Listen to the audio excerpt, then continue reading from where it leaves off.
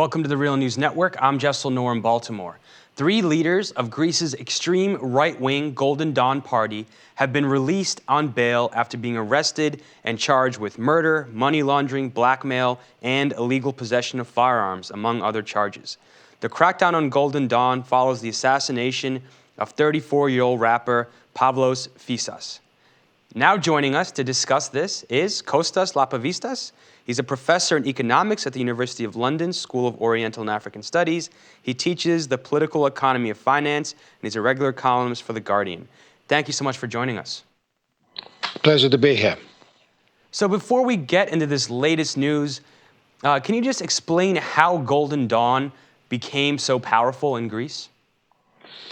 Golden Dawn has been around for a long time, since the late 80s. It made some headway later on the immigration issue, but it didn't really do anything very much. Golden Dawn became a serious political force only after Greece was subjected to bailout conditions, only after Greece became a test case for European policies to deal with this crisis, the dreadful policies that have been applied to Europe for the last 3 years. There are three reasons why Golden Dawn has emerged as a genuine political popular force.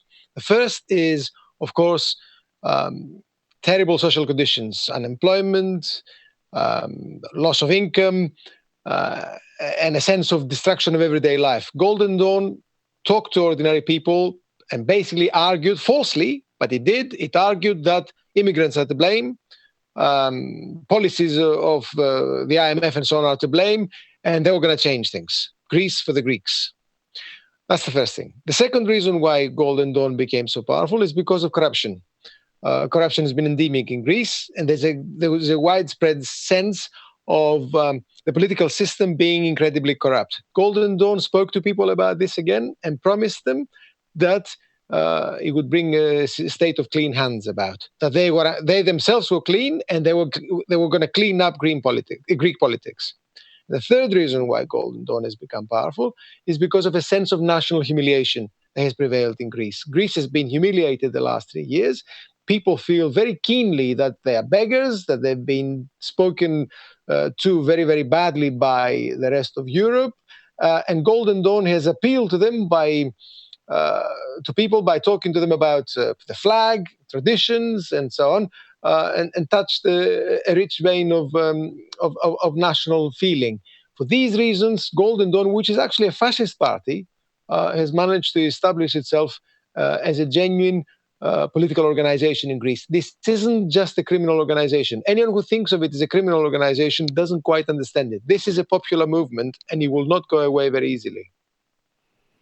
And, you raised the point that they've been around for decades. They're well known. Why did the authorities choose to go after them now? Very good question indeed. The authorities have known about the activities of Golden Dawn for a long time, and they've known about the activities of Golden Dawn during the last 3 years. Essentially, these people have established a reign of terror in some of the areas of Athens and in other cities, terrorizing immigrants, knifing people, beating them up, and chasing leftists and other activists more and more during the last 2 or 3 years. The authorities have known about it, and Golden Dawn are very closely implicated with the Greek state at the lower reaches, the police and security forces. The authorities prefer to turn a blind eye to this because it suited them and because they completely underestimated the threat that Golden Dawn posed for Greek polity and Greek society. What happened the last little while, the last month or so, are two things.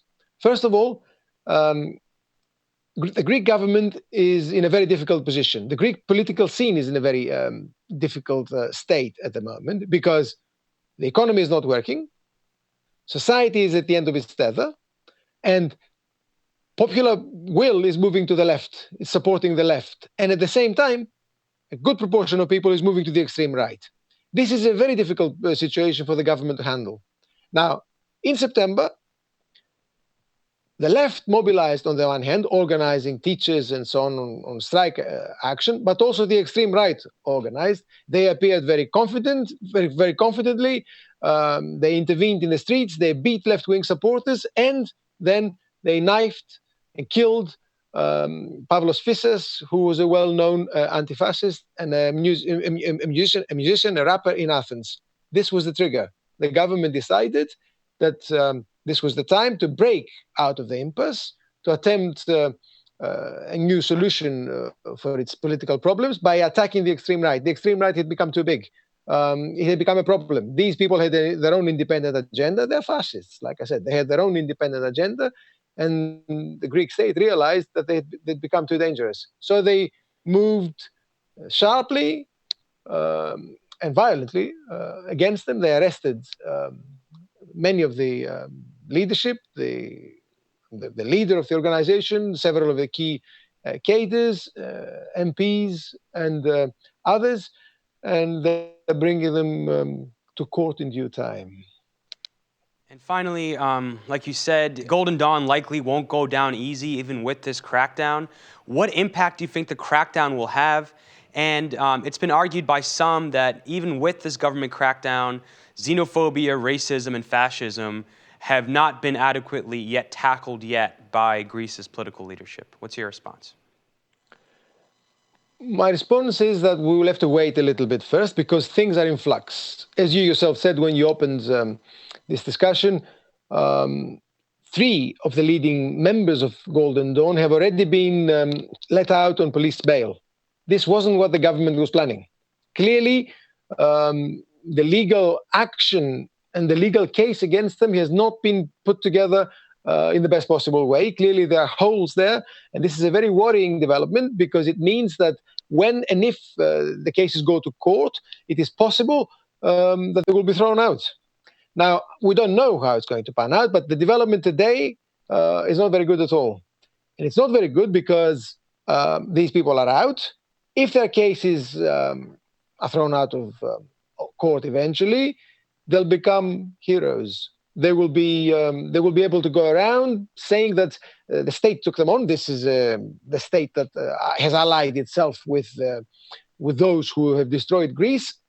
The state took them on, and they stood up to it, and the state had to let them out. They will look like popular heroes. That's a great danger which we're facing at the moment. We shall see how it pans out, but developments today are not very good. But even if the Greek state, succeeds eventually in locking these people up, even if it does manage to build a solid legal case and it proves that this is a criminal organization and locks them up, it would be a mistake to think that this would be the end of Golden Dawn. Fascism doesn't disappear, and is not destroyed by state power alone, by the authority of the state. Fascism is a deeply rooted, popular movement in Greece and elsewhere, and it needs popular action to defeat it.